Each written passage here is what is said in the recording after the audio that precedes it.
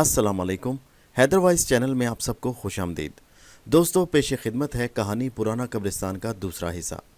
मगर कहानी शुरू करने से पहले हमेशा की तरह हमारी आपसे गुजारिश है कि हमारे चैनल हैदर वाइस को सब्सक्राइब कीजिए और साथ ही बेल आइकॉन के बटन को दबा दीजिए ताकि अगली वीडियो का नोटिफिकेशन आपको मिल सके। शुक्रिया।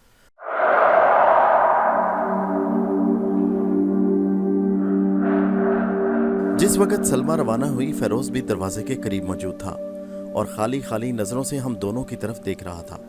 मैंने मुड़कर फेरोज की तरफ देखा और फिर जाती हुई सलमा की तरफ, और फिर जैसे अचानक मेरी आंखों में आंसू छलक आए और वो रात शुरू हो गई जो मेरी ज़िंदगी की सबसे अहम और सबसे भयानक रात थी। आज भी जब इस वाक़या को अरसा गुजर चुका है, मैं तसव्वुर करता हूँ तो जैसे मेरे रोंगटे खड़े हो जाते हैं, मेरा कलेजा कांपने लगता है। आज मैं सोचता हूँ काश मेरी ज़िंदगी में वो रात ना आती। आज भी मैं हैरान हूँ कि उस रात के बाद मैं मर क्यों न गया। वो कौन सी ताकत थी जिसने मुझे ज़िंदा रखा। सलमा के जाने के 2 घंटे बाद मैंने एक मर्तबा फिर वही कहकों की आवाज़ सुनी, वही हिज़यानी कहके जो दिन में सुन चुका था। मैं घबरा कर अपने कमरे में निकल आया। ये कहके मेरे पूरे मकान में गूंज रहे थे, बिल्कुल इसी तरह जैसे कहके लगाने वाला मेरे मकान में मौजूद हो। दीवानों की तरह मैंने पूरे मकान का कोना कोना छान मारा, लेकिन फेरोज के अलावा जो दिन की तरह इस वक्त भी सहन में खड़ा होकर आसमान की तरफ देख रहा था, मकान में और कोई मौजूद नहीं था। चंद मिनट बाद कह के ख़त्म हो गए और उनकी बाज़गश्त भी। फेरोज मेरे करीब आया और उसने मुझसे कहा, मोहतरम नदीम साहब, आप इन कहकों से खौफजदा ना हो। नवाब सुलेमान के इन कहकों ने मेरी ज़िंदगी को ख़त्म कर दिया। वो मर चुका है, लेकिन उसके कहके आज भी ज़िंदा है। फेरोज के इस नामुकम्मल जुमले का मतलब मेरी समझ से बाहर था, इसलिए मैंने दिल कड़ा के उससे पूछा, मैं तुम्हारी बात का मतलब नहीं समझा फेरोज। ये एक लंबी कहानी है नदीम साहब। कहके उस इंसान के हैं जिसने 127 साल पहले हमारे ख़ानदान से दुश्मनी की, और आज भी एक दुश्मन है, एक भूत के कहके हैं जो कभी मेरे आबाओ अजदाद की हवेली में गूंजा करते थे और आज आपके मकान की फ़िज़ाओं में गूंज रहे हैं। लेकिन आप इत्मीनान रखिए, वो वक्त बहुत करीब है जब सलमान के कह के ख़त्म हो जाएंगे और उसका नापाक वजूद भी। फेरोज़ ने उसके बाद अपनी कहानी का आगाज़ शुरू किया। मेरे वालिद का शुमार शहर के रईसों में होता था और नवाब सुलेमान से उसकी दोस्ती थी। नवाब सुलेमान भी रईस था और उसकी हवेली बड़ी शानदार थी।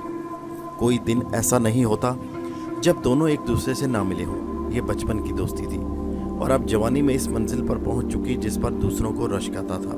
नवाब सुलेमान को इल्मे सफली का शौक़ था, जबकि मेरे वालिद इस इल्म को सख्त नापसंद करते थे। दोनों में अक्सर इस बात पर बड़ी बहस हुआ करती। मेरे वालिद नवाब सुलेमान को मना करते कि वो इब्ने सफली का माहिर बनने के लिए बेगुनाह जानवरों का खून न करे, लेकिन वो हंसकर उनका मशवरा रद्द कर दिया करता। कोई दिन ऐसा नहीं था कि जिस दिन वो किसी उल्लू या किसी सांप पर कोई अमल न करता। दिन इसी तरह गुजरते रहे और मेरे वालिद साहब की शादी हो गई। मेरी वालदा की मुँह दिखाई की रस्म में नवाब सुलेमान भी शरीक हुआ और मेरे वालिद ने ख़ानदान के बुज़ुर्गों के मना करने के बावजूद मेरी वालदा का नवाब सुलेमान से सामना करा दिया। उन्होंने बड़ी सख्ती से कहा, नवाब सुलेमान मेरा दोस्त है और ये बिल्कुल नामुमकिन है कि मेरी बीवी उससे पर्दा करे।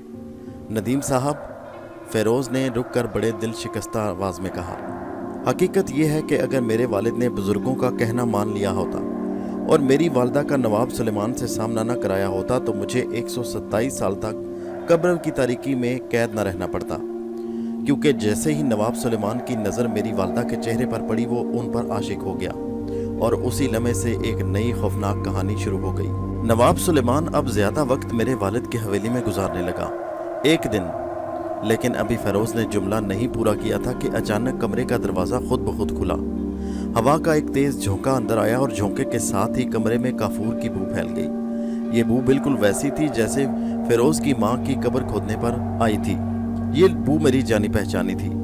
यही वजह है कि मैं आंखें फाड़ फाड़ कर कमरे के चारों तरफ देखने लगा। मैं हैरान था कि कमरे का दरवाज़ा खुद ब खुद कैसे खुल गया और हवा के झोंके के साथ ही कमरे में काफूर की बू कैसे फैल गई। मेरी हैरानी के बिल्कुल बरक्स फेरोज़ पुरसुकून रहा, बल्कि उसके चेहरे पर एक मुस्कुराहट थी।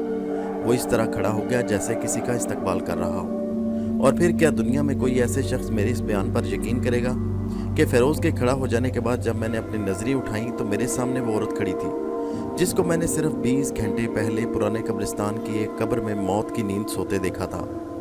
ये खूबसूरती का एक पैकर थी, जो कब्र में सफ़ेद दूध ऐसा कफन पहने इस तरह लेटी थी जैसे अभी सिर्फ चंद घंटे पहले सुपुर्द खाक किया गया हो।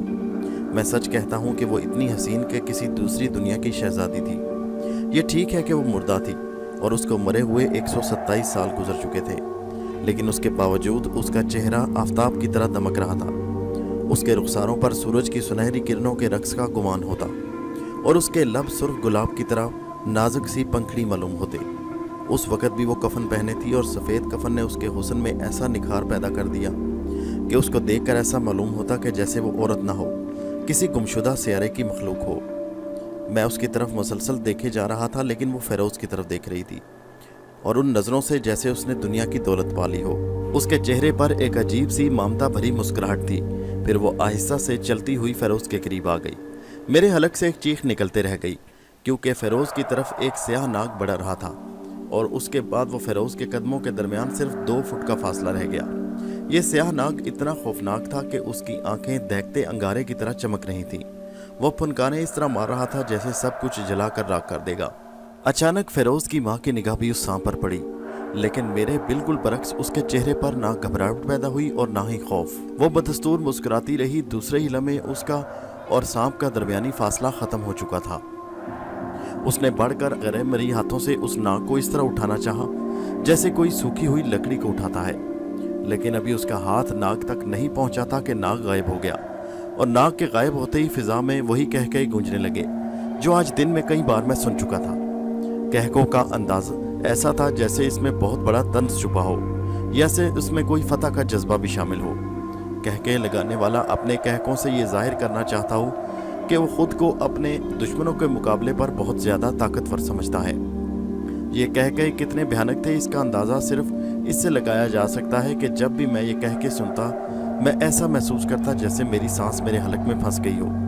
ज़रा तसव्वुर कीजिए कि आप अपने कमरे में तन्हा बैठे हों और आपको ये भी मालूम हो कि आपके बराबर वाले कमरे में एक जिंदा भूत भी मौजूद है, और फिर बिल्कुल अचानक आपके कानों में ना दिखाई देने वाले किसी इंसान के अजीब से हिज़यानी कहकों की आवाज़ें आने लगे, तो आपके महसूसात क्या होंगे?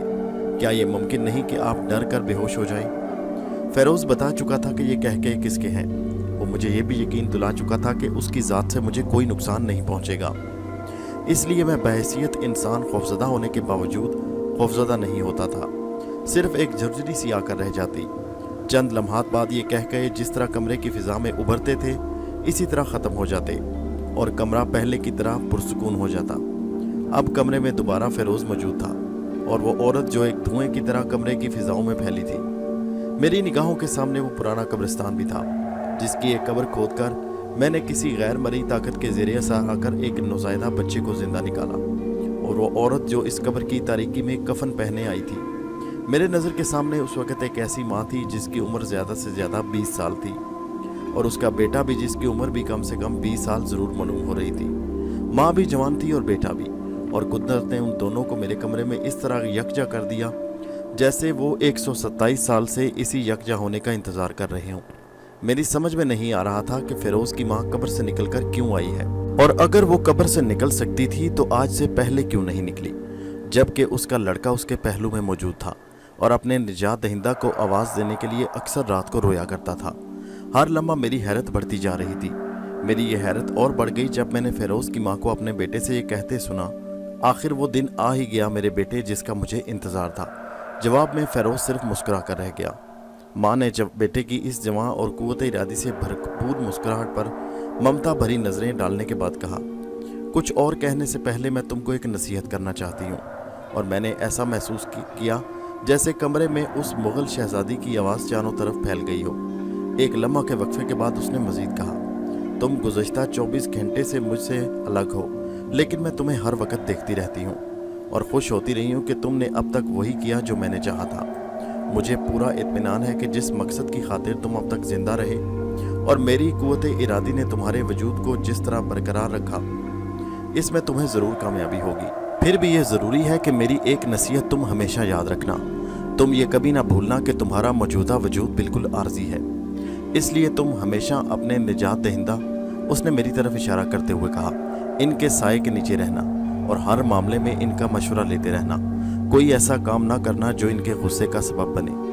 मुग़ल शहज़ादी ने ज़रा देर रखकर मज़ीद कहा, मैं ये नसीहत इसलिए कर रही हूँ कि तुम सिर्फ एक रूह हो और तुम्हारा मादा सिर्फ एक तस्वुर है, लेकिन तुम्हारे निजात दहिंदा का वजूद एक रूह भी है और ठोस मादा भी, जिसका मतलब है कि तुमसे ज़्यादा अकल और तुमसे ज़्यादा ताकत रखने वाला है।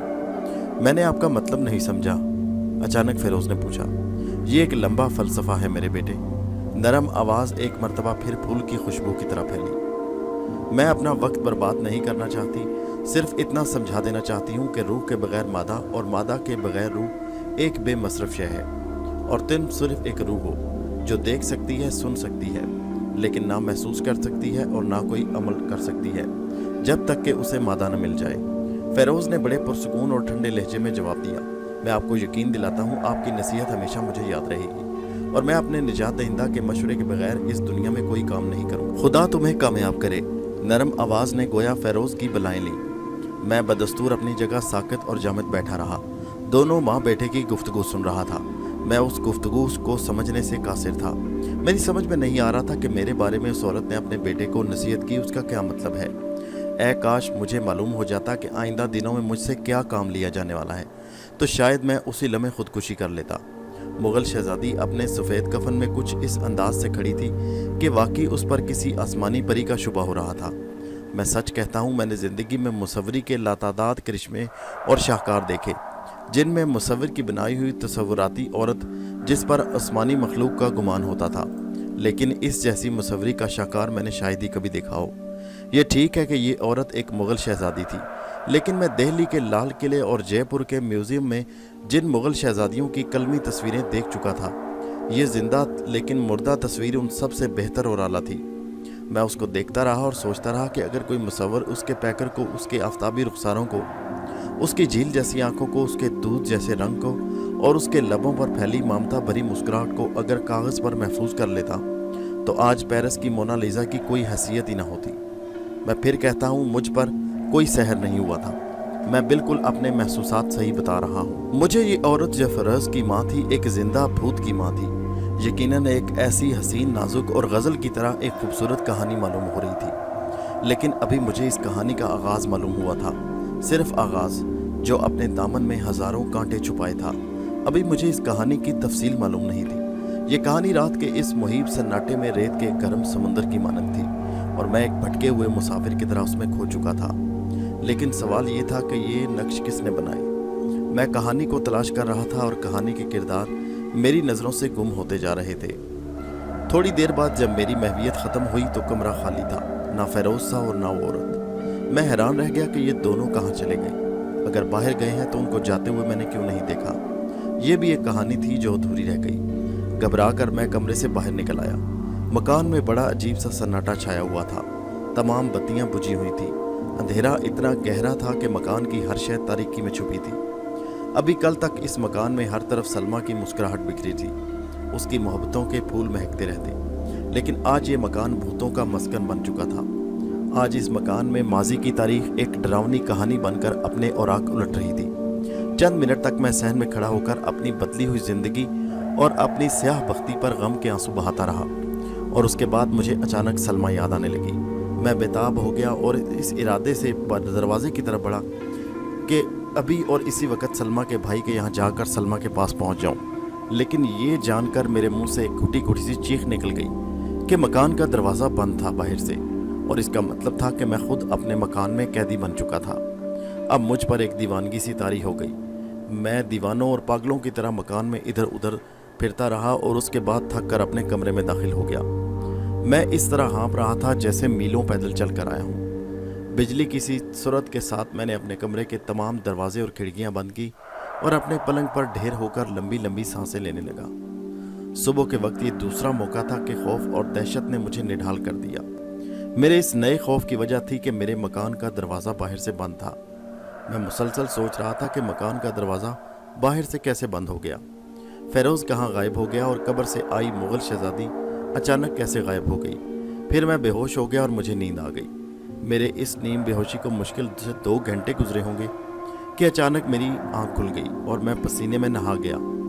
जिन दरवाज़ों को मैं अंदर से बंद करके पलंग पर लेटा था वो खुले थे, और मेरे पलंग के करीब मुग़ल शहज़ादी खड़ी मेरी तरफ अपनी ना पलकें झपकने वाले अंदाज से मुसलसल देख रही थी। مجھے جاگتے دیکھ کر اس کے لبوں پر ایک پراسرار سی مسکراہٹ بکھر گئی اور اس کے بعد اس نے اپنی شہد جیسی میٹھی آواز میں مجھ سے کہا، میرا نام زرینہ ہے اور آپ یہ تو جانتے ہی ہوں گے کہ میں فیروز کی ماں ہوں۔ فیروز کے باپ کا نام نواب ثروت تھا اور اس وقت میں فیروز کو لے کر اس کے باپ کی قبر پر ہی گئی تھی۔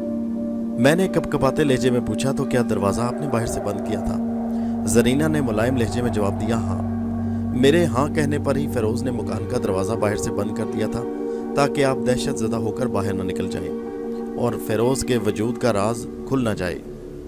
اس کا مطلب ہے کہ میں یہاں اپنے آپ کو قیدی سمجھوں، میں نے کہا، حالانکہ میں خود حیران ہو رہا تھا کہ ایک روح سے باتیں کرنے کی ہمت مجھ میں کیسے آ گئی۔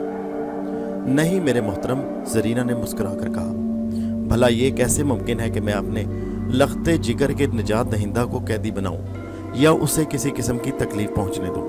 میں اس وقت آپ سے یہی کہنے آئی تھی کہ آپ فیروز سے ہرگز خوفزدہ نہ ہوں، بلکہ جس مقصد کی خاطر فیروز میری قبر میں 127 سال زندہ رہا، اس کی تکمیل میں آپ اس کی مدد کریں۔ زرینہ نے اس کے بعد ٹھنڈی سانس لی اور کہا، فیروز مجھے بتا چکا ہے کہ وہ آپ کو میری کہانی سنانے جا رہا تھا کہ بدبخت سلیمان کے کہکوں نے یہ کہانی پوری نہ ہونے دی، لیکن اگر وہ یہ کہانی بیان بھی کر دیتا تب یہ کہانی ادھوری رہتی، اس لیے میں نے سوچا کہ میں خود یہ کہانی مکمل کر دوں، کیونکہ یہ کہانی میری کہانی ہے۔ فیروز کی کہانی تو آج سے شروع ہوئی۔ اب میں اٹھ کر بیٹھ چکا تھا۔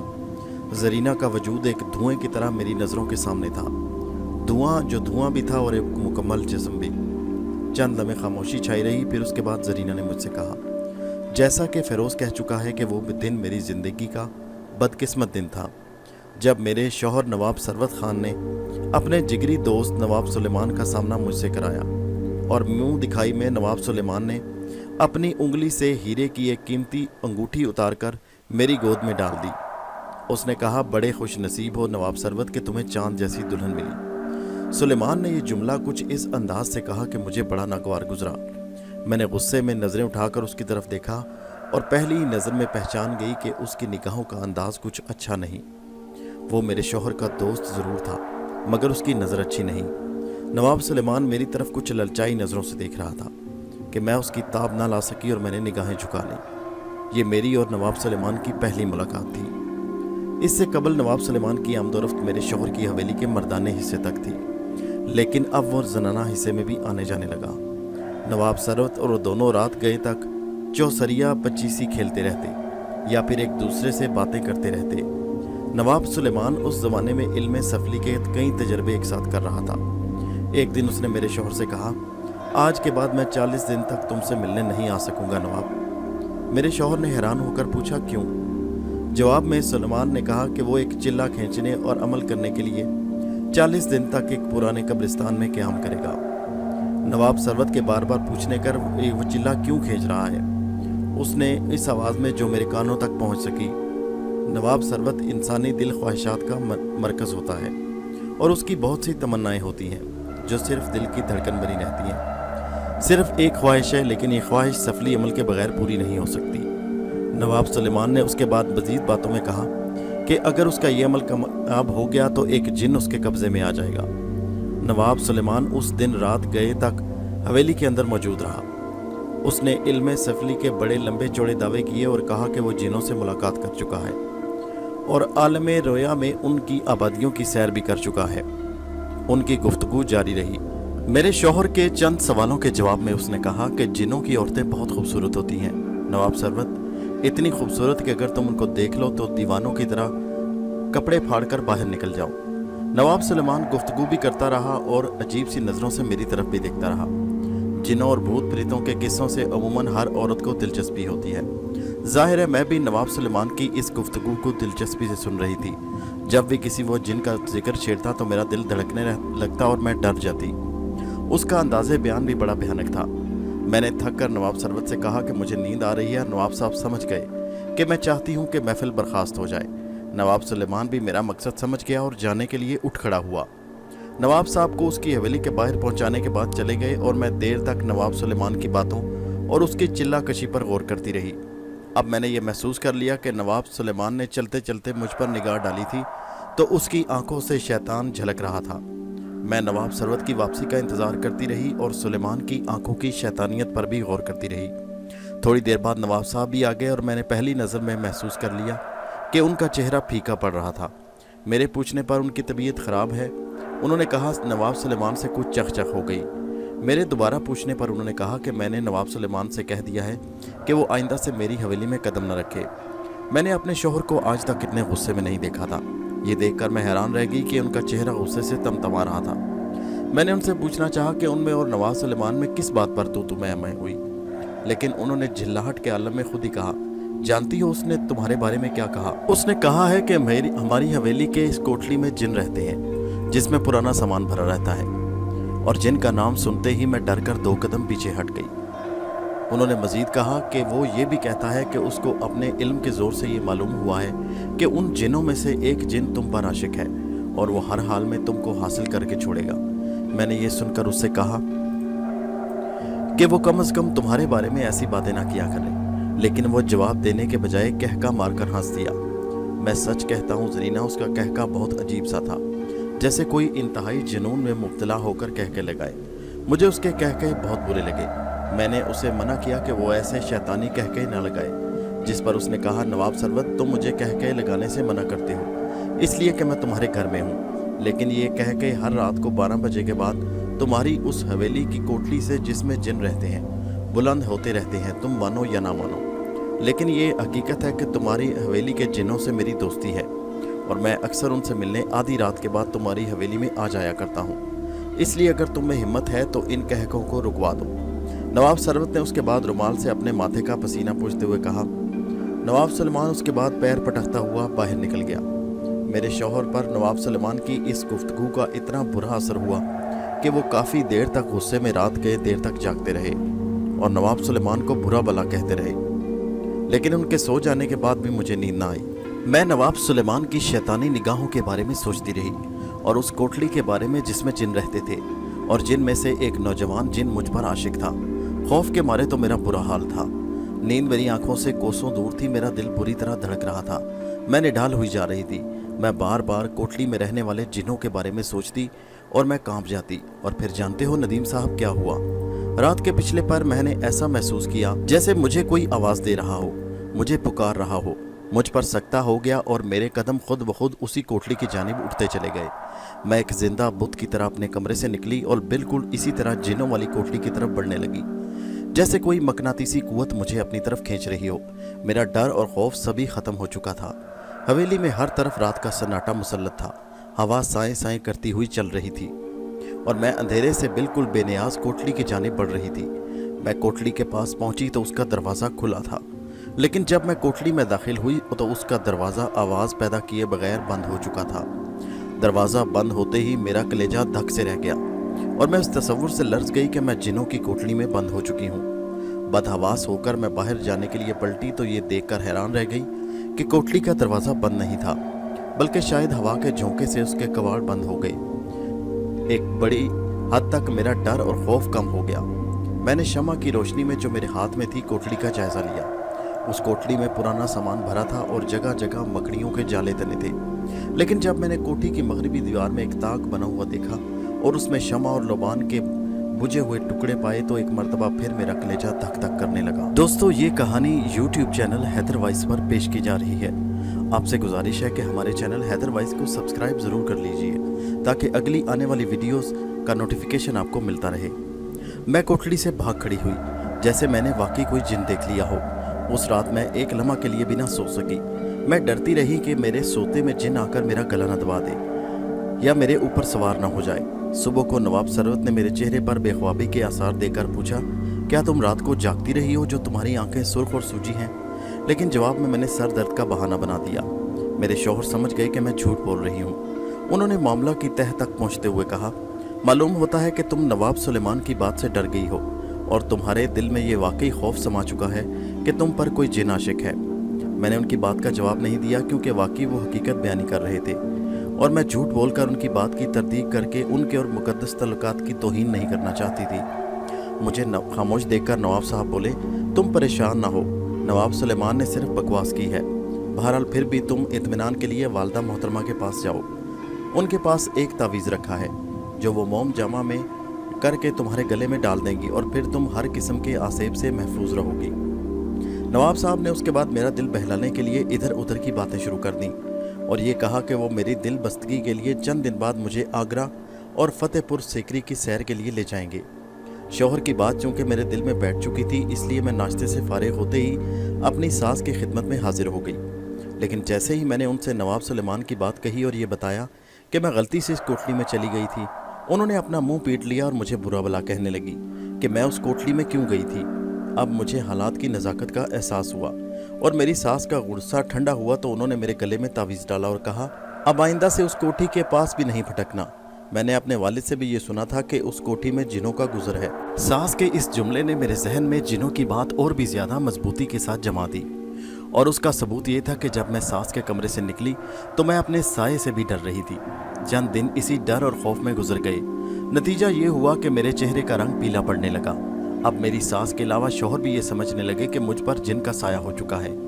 मेरी सास ने अब अपनी शिद्दत के साथ दुआ तावीज़ शुरू कर दिया, जबकि मेरे शौहर ने इस डरावने माहौल से निजात दिलाने के लिए मुझे आगरा और फतेहपुर सीकरी ले जाने का वादा किया और इसका फैसला भी साथ ही कर लिया। जरीना का धुन में डूबा हुआ वजूद अपनी दास्तान बयान कर रहा था और मैं जमी हुई नज़रों के साथ उसके हुस्न में डूब रहा था। मैं सोच रहा था कि मैंने खुद को एक बिल्कुल नई तब्दीली महसूस की। अब मैं एक इंसान था, लेकिन जरीना को अपने करीब पाने के बाद बतजरी अपने जहन में शैतानी जज्बात को महसूस कर रहा था। ये ठीक है कि मैं पहली ही नज़र में उसके हुस्न में मुब्तला हो चुका था, लेकिन अब एक और बात हो चुकी थी। मैं ऐसा महसूस करने लगा जैसे मैं जरीना से मोहब्बत करने लगा हूँ। जरीना से मेरा पुराना रिश्ता है और मैं उसको पहले भी कहीं दे चुका हूँ। मेरे ये जज्बात और महसूसात बिल्कुल आर्जी थे, क्योंकि दूसरे ही लम्हे मेरे अंदर का इंसान जाग गया। इंसान जो सिर्फ जिंदा लोगों से मोहब्बत करता है, लाशों से नहीं। जरीना अपनी कहानी सुना रही थी। उसने कहा, चंद दिन के बाद मेरे शौहर मुझे फतेहपुर सीकरी ले गए और वहाँ हम दोनों बड़े इत्मीनान और सुकून से अपने दिन गुजारने लगे। अब मेरा खौफ कम होता जा रहा था और नवाब सुलेमान की बातें मेरे जहन से निकलती जा रही थी। लेकिन एक दिन जवाब नवाब सरवत ने बाहर से आकर ये कहा कि नवाब सुलेमान भी फतेहपुर सीकरी आ गया है, तो मेरे हाथों पैरों का दम निकल गया। उसी रात मैंने एक बड़ा अजीब और डरावना भयानक ख्वाब देखा। मैंने देखा कि मैं एक जंगल में खड़ी हूँ और बड़े बड़े सांप मेरे चारों तरफ फन उठाए खड़े हैं। अचानक एक सांप बतदरीज एक इंसान में बदलने लगा और फिर मैं देखते ही देखते वो सांप से इंसान बन गया। मैं एक सांप को इंसान बनते देखकर बहुत हैरान हुई कि अचानक उस इंसान के सर के दोनों जानिब सींग निकल आए। उसका दाना चौड़ा हो गया और उसके दो बलाई दांत बिल्कुल इस अंदाज से बढ़ने लगे जैसे हाथी के दांत थे। इस तब्दीली के बाद इंसान अपने हाथों को बढ़ाकर, जिन पर लंबे लंबे बाल उगे थे और जिनके नाखून दरिंदों के नाखूनों की तरह मुड़े थे, मेरी तरफ झपटा और मैं मुंह से एक चीख सी निकल गई, क्योंकि जब ये आदमी मेरे नज़दीक आया तो उसकी शक्ल नवाब सुलेमान से बहुत मिल रही थी। चीख के साथ ही मेरी आंख खुल गई और मेरे शौहर के बीच, जो मेरे बराबर ही पलंग पर सो रहे थे, मैंने इंतहाई डर और खौफ के आलम में उनका अपना ख्वाब सुना दिया। ख्वाब सुनकर वो भी कुछ कम परेशान नहीं हुए, लेकिन चूंकि वो मर्द थे इसलिए उन्होंने मुझे तसल्ली दी कि मैं उस ख्वाब की वजह से परेशान न हूँ। उन्होंने ये भी कहा कि सीकरी में उन दिनों एक बहुत बड़े बुजुर्ग इराक से आकर ठहरे हैं। वो सुबह नमाज से पहले ही मुझको उन बुजुर्ग के पास ले जाएंगे और वो अपनी दुआओं से इस ख्वाब का उतार करेंगे, और अगर वाकई मुझ पर किसी जिन या भूत प्रेत का साया हो गया है तो उसका तोड़ भी करेंगे। नवाब साहब मुझे तसल्ली और दिलासे देकर दोबारा सो गए, लेकिन मैं दोबारा न सो सकी। सीकरी में ये मेरी पहली रात बहुत बेचैन थी। सुबह को मुझे अपने पेट में कुछ दर्द सा महसूस हुआ और कैह हो गई। नवाब सरवत मुझे मतली करते देखकर घबरा गई, लेकिन मैं घबराई बिल्कुल नहीं, क्योंकि मैं मतलियों का सबब अच्छी तरह जानती थी। मैंने अपने शौहर को नहीं बताया था कि मैं उम्मीद से हूँ। मेरी तबीयत चूँकि बिल्कुल अचानक ख़राब हुई थी, इसलिए उस सुबह मेरे शौहर ने मुझे लेकर उन इराकी बुजुर्ग के पास ना जा सके। दूसरी रात मैंने वैसा ही डरावना और भयानक ख्वाब देखा और चीख के साथ मेरी आंख खुल गई। मैंने नवाब साहब को जगाकर अपना नया ख्वाब सुनाया। अब उन्हें भी कुछ फिक्र लाहक हुई। चुनाचे सुबह तड़के वो मुझे उन बुजुर्ग के पास ले गए। उन बुजुर्ग ने वही कहा जिसका मुझे डर था। उन्होंने कहा कि मुझ पर कोई आदमी इल्म सफली कर रहा है। मेरे शौहर के इस सवाल पर कि क्या इल्म सफली का वजूद है, तो उन्होंने कहा हाँ, ये एक बाकायदा इल्म है और इसके जानने वाले इस दुनिया में मौजूद हैं। उन्होंने हम दोनों को तसल्ली दी, एक तावीज़ बाजू पर बांधने के लिए दिया और हम वहाँ से चले आए। हालांकि उन बुजुर्ग ने हमको ये नहीं बताया कि ये इल्म सफली कौन कर रहा था, लेकिन हम खूब जानते थे कि हमारा दुश्मन कौन है। अब मेरी बदकिस्मती का दौर शुरू हो चुका था। 2 दिन बाद ही नवाब सरवत शिकार पर गए तो लौटकर जिंदा नहीं आए। हाथी पर उनकी लदी हुई लाश देखकर मैं उसी लम्हे बेहोश हो गई। मेरी दुनिया अंधेर हो चुकी थी। दूसरे दिन जब उनकी लाश शहर पहुंचाई गई तो सिर्फ हवेली में नहीं बल्कि पूरे शहर में कोहराम मच गया। हर आंख नवाब सरवत की बेवक्त मौत पर आंसुओं से नमनाक हो गई। यहाँ आकर मुझे ये मालूम हुआ कि मुझ पर जिनों का साया होने की बात सारे शहर में फैल चुकी है। जो मुलाजिम शिकार में नवाब साहब के साथ थे उन्होंने उनकी मौत का सबब ये बताया कि नवाब साहब को शिकार नहीं मिला था और वो हाथी पर बैठे बैठे थक गए। चुनाचे वो तंग आकर हाथी से नीचे उतरकर पैदल चलने लगे, लेकिन अभी वो बमुश्किल 10 कदम ही चले होंगे कि एक सांप दरख्त से नीचे गिरा और नवाब साहब के जिस्म से लिपट गया। नवाब साहब चीख मारकर गिरे और उनके गिरते ही सांप इस तरह रुपोश हुआ जैसे नज़रों को धोखा हुआ हो। मुलाजिम जब उनके करीब पहुंचे तो वो मर चुके थे। उनकी मौत की ये तफसील सुनते ही मुझे अपना वो ख्वाब याद आया जिसमें मैंने एक सांप को 2 सींगों वाले इंसान में बदलते देखा। जरीना इतना कहकर चंद लम्हे के लिए खामोश हो गई, जैसे माजी के इस दिलदोज हादसे ने सदियां गुजरने के बाद भी उसके दिल को तड़पा दिया हो। जरीना के खामोश होते ही मुझे खुद अपने मकान का वो स्याहनाग याद आया जो आहिस्ता आहिस्ता फेरोज़ की तरफ पुकारता हुआ बढ़ रहा था। अब सुबह हो रही थी और बाहर अंधेरा दूर हो रहा था। चारों तरफ एक नूर सा फैलने लगा। जरीना ने गर्दन घुमाकर नूर बखेरती सुबह को देखा और उसके बाद धीरे धीरे उसका वजूद इसी तरह फिजा में तहलील होने लगा जैसे जाहिर हुआ था। वो जिस तरह आई थी इसी तरह जाने लगी। चलते चलते उसने इतना ज़रूर कहा, मैं कल भी आऊँगी। नदीम साहब आप मेरा इंतज़ार कीजिएगा। मैं आपको आज ही अपनी कहानी सुना देती, लेकिन सुबह हो चुकी है और मुझे अपनी कब्र में वापस जाना है। जरीना फूल के खुशबू की तरह मेरे कमरे में आई और फूल की खुशबू की तरह बाहर निकल गई। मैं उसके जाने के बाद देर तक अपने पलंग पर नीम बदहोशी के आलम में पड़ा रहा और सोचता रहा कि मैंने अब तक कोई ख्वाब देखा था या कोई इसकी हकीकत भी है। लेकिन बहरहाल जो कुछ मैंने देखा था वो कोई ख्वाब नहीं था। सुबह होते ही दरवाज़ा खुला और फेरोज़ मुस्कुराता हुआ मकान में दाखिल हुआ, लेकिन उसको देखकर मेरे हलक से चीख निकलते रह गई क्योंकि उसके लिबास पर जगह जगह खून के धब्बे थे और सुर्ख सुर्ख और ताज़ा खून। हैरत की बात यह थी कि वो इस खून आलूद लिबास में भी मुस्कुरा रहा था। मैंने पूछना चाहा लेकिन कोशिश के बावजूद नहीं पूछ सका कि उसका लिबास खून आलूद क्यों है। फेरोज़ जिस तरह मुस्कुराता मकान में दाखिल हुआ इसी तरह मुस्कुराता अपने कमरे में चला गया जो उसके लिए मैंने मखसूस किया था। एक लम्हे के लिए मेरे जहन में ये सवाल बिजली के कूंदे की तरह लपका कि कहीं फेरोज़ आदमखोर तो नहीं हो गया, लेकिन दूसरे ही लम्हे मैंने खुद इस अपने ख्याल की तरदीद कर दी क्योंकि अगर वो आदमखोर हो गया होता, अगर वो इंसानी खून पी कर आया होता तो उसकी बाछों में भी खून होना चाहिए था। अब मुझ पर एक नाकाबिले बयान खौफ तारी था। धड़कते दिल के साथ मैं अपने बिस्तर से उठा और मैंने आंगन में आकर फेरोज़ के कमरे की तरफ झांका। दरवाज़ा अंदर से बंद था, इसलिए मेरी जान में जान आई। मैं मकान का दरवाज़ा खोलकर भाग खड़ा हुआ। मैं सड़क पर इस तरह भाग रहा था जैसे 1-2 नहीं सैकड़ों भूत मेरा पीछा कर रहे हों। 2-1 राहगीरों ने मुझे रोककर बेतहाशा भागने की वजह पूछी, लेकिन मैं रुके बगैर चलता रहा। बिला हिम्मत के तयन के भागता रहा, बिला किसी मंजिल के ख्याल के भागता रहा, यहाँ तक कि मेरे पैरों ने जवाब दे दिया। मुझे वाकई ऐसा महसूस हो रहा था जैसे मुझे किसी कैद से निजात मिल गई हो। अब चूंकि दिन की रोशनी हर तरफ फैल चुकी थी और सड़कों पर लोगों की आमदोरफ्त भी शुरू हो गई थी, इसलिए मैं हवास पर काबू पाकर आहिस्ता आहिस्ता पैदल चलने लगा और सलमा से मिलने उसके भाई के मकान की तरफ रवाना हुआ। मैं खुदा का शुक्र अदा कर रहा था कि सलमा जिद करके मकान से चली गई, वरना जिस तरह के हालात से मुझे दो चार होना पड़ा, अगर सलमा को पेश आ जाती तो यकीनन उसकी मौत हो चुकी होती। सलमा मुझे देखते ही रोने लगी। मैं हैरान होकर कि मुझको जिंदा देखने के बावजूद बेवा औरत की तरह धाड़े मार मार कर क्यों रो रही है। लेकिन जब सलमा के भाई नसीम ने मेरे बालों की तरफ इशारा करते हुए कहा, अरे भाई ये तुम्हारे 2 दिन में ही बाल सारे सफ़ेद कैसे हो गए, तो मुझे सलमा के रोने का सबब मालूम हुआ। सलमा खूब जानती थी कि मेरे बाल अचानक सफ़ेद क्यों हो गए हैं, लेकिन उसको भाई को समझाने का मेरे पास कोई ऐसा बात नहीं थी कि मैं उसे समझा सकता। मैं खामोश खड़ा कभी रोती सलमा को देखता और कभी उसके चेहरे और हैरत ज़दा भाई की तरफ। आखिर तंग आकर मैं सलमा को एक तरफ ले गया और मैंने उससे कहा, ये क्या पागलपन है सलमा, मुझसे आपके सफ़ेद बाल नहीं देखे जाते नदीम। सलमा ने हल्की लेकिन गमगीन आवाज़ में कहा, हालांकि मैं खुदा का शुक्र अदा करती हूँ कि मैंने आपको ज़िंदा पा लिया और आप इस जिंदा भूत से बचकर यहाँ आ गए। मैंने उसे आहिस्ता से डांटा, खामोश रहो, मैं नहीं चाहता कि ये हमारी बात दोनों के अलावा किसी और को मालूम हो। मुमकिन है कि वो भूत हमें नुकसान पहुँचा दे। मेरी डांट सुनकर सलमा खामोश हो गई और उसने अपने आंसू पोंछ डाले। अब मैंने पूरे सुकून और इत्मीनान के साथ उसको अब तक की दास्तान सुना दी, लेकिन इरादतन उसे ये नहीं बताया कि फ़िरोज़ की माँ ज़रीना कल रात मुझे अपनी दास्तान का एक हिस्सा सुनाने के बाद ये वादा करके चली गई है कि वो बाकी दास्तान मुझे आज रात सुनाएगी।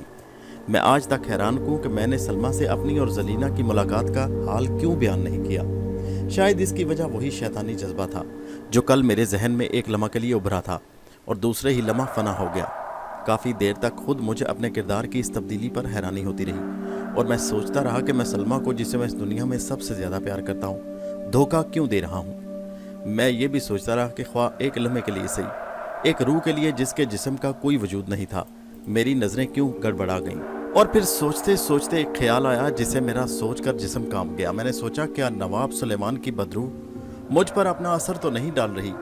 क्या उसकी खबासत का नया शिकार मैं तो नहीं बन रहा? अब तक मेरा अकीदा था कि मौत के बाद दूसरी ज़िंदगी नहीं होती, लेकिन अब मैं सोच रहा था कि यकीनन मौत के बाद एक दूसरी ज़िंदगी ज़रूर होती है, एक ऐसी ज़िंदगी जो हमारे इल्म की पहुंच से अब तक दूर रही है, या फिर हमारे पास वो आंखें नहीं जिनसे हम मौत की सरहद के उस पार झांक सकें और देख सकें कि उस दूसरी ज़िंदगी का रूप कैसा होता है। ये ख्याल आते ही मैंने सोचा, क्या मुझे उस अजनबी दुनिया को देखने वाली आंखें हासिल हो सकीं? अचानक मुझे महसूस हुआ कि मैं गुज़श्ता 36 घंटे से भूखा हूँ और मैंने कुछ नहीं खाया। नाश्ता तैयार था और मैं एक नाश्ते पर एक ज़्यादा इंसान की तरह टूट पड़ा। फेरोज़ के लिबास पर खून के धब्बे नाश्ते के दौरान भी मेरी आंखों के सामने नाचते रहे और मेरा जहन अपने मकान के चारों तरफ भटकता रहा। दिन के 11 बजे मैं सलमा के भाई के मकान से बाहर निकला। रास्ते में जैसे ही मैं चाय पीने के लिए होटल में दाखिल हुआ, मुझे फेरोज़ के लिबास पर खून के धब्बों का राज मालूम हो गया। होटल में बैठा हुआ एक शख्स अपने साथी से कह रहा था, शहर में बड़ी दहशत फैली है। कल रात मोहल्ला नवाबा की एक हवेली में रहने वाले तमाम अफराद का कत्ल हो गया।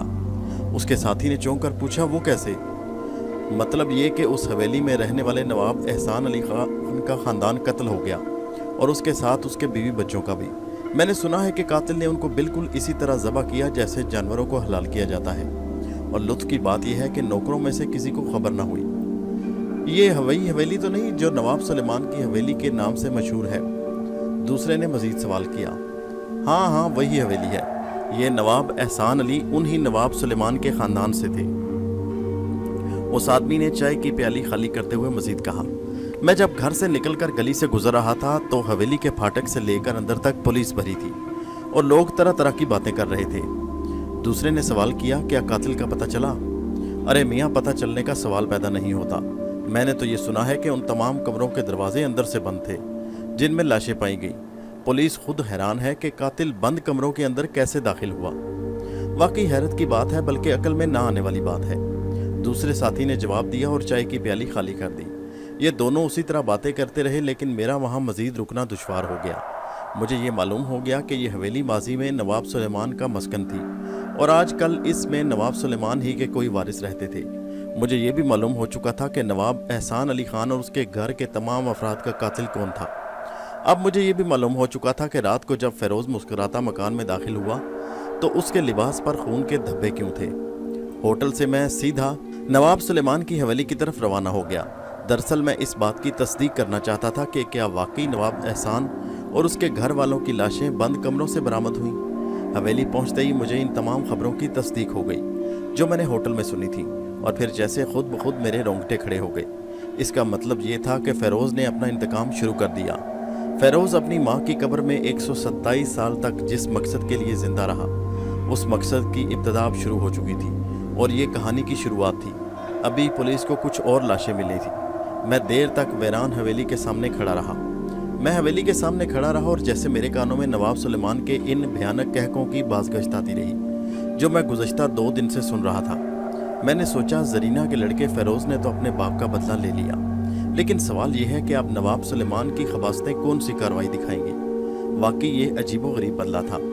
ऐसा मालूम होता जैसे फेरोज़ अपने बाप के कातिल की सारी नस्ल ख़त्म करने का फ़ैसला कर चुका है। मैं वहीं खड़ा अपने ख्यालात में गर्क था कि अचानक मेरी निगाह पुलिस के इंस्पेक्टर शंकर लाल पर पड़ी जो हवेली से निकल रहा था। बहैसियत अखबार नवीस मैं उससे वाकिफ़ था और मेरी उसकी कई मुलाकातें हो चुकी थी। चुनाचे मैं लपक कर उसके नज़दीक पहुंच गया। अरे नदीम साहब, आप? इंस्पेक्टर शंकर लाल ने मुझे देखते ही सवाल किया और इससे पहले कि मैं जवाब देता उसने दूसरा सवाल भी पूछ लिया, अरे ये आपके बाल सफ़ेद कैसे हो गए? बस क्या बताऊं, सफ़ेद हो गए। मैंने अपने हवास पर काबू पाते हुए मुस्कुरा कर जवाब दिया। अभी डॉक्टर साहब ने असल सबब नहीं बताया, लेकिन आप बताइए कि तफ्तीश के दौरान आपको नई बात क्या मालूम पड़ी?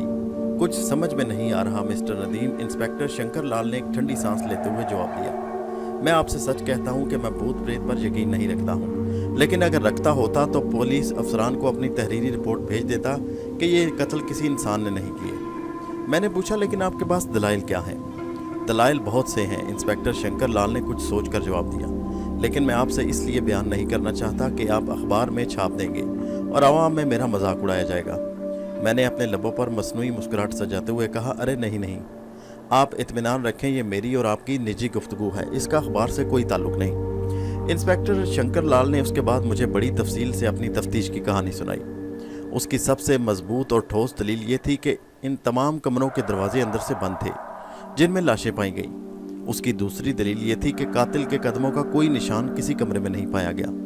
उसकी तीसरी दलील ये थी कि कातिल की उंगलियों का कोई निशान किसी जगह नहीं मिला। और उसकी चौथी दलील ये थी कि किसी नौकर ने कातिल को नहीं देखा। मकतूलों की चीखें किसी ने नहीं सुनी।